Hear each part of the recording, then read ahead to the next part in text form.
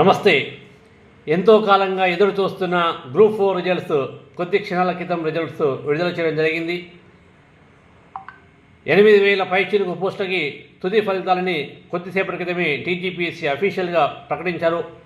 ఆ యొక్క డీటెయిల్స్ అన్నీ కూడా అఫీషియల్ వెబ్సైట్లో ఉన్నాయి, చూడండి. లిస్టులో మీ పేరున్నంత మాత్రాన జాబ్ వచ్చిందని గ్యారంటీ కాదండి.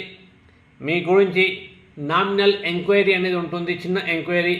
సో ఎంక్వైరీ అనేది పాజిటివ్గా ఉంటే జాబ్ వచ్చేసినట్లే. సో కాబట్టి ఈ కొత్త సంవత్సరం 2025 అనేది మీకు ఉద్యోగనామ సంవత్సరంగా మిగులుతూ ఉంది. సో జాబ్ వచ్చింది కాబట్టి సంతోషంగా జాయిన్ అయిన తర్వాత మీ ప్రిపరేషన్ ఆపకండి. పై పరీక్షల కోసం ప్రిపేర్ కాండి. గ్రూప్ 1 అదేవిధంగా సివిల్స్ కోసం మీరు ప్రిపేర్ కాండి.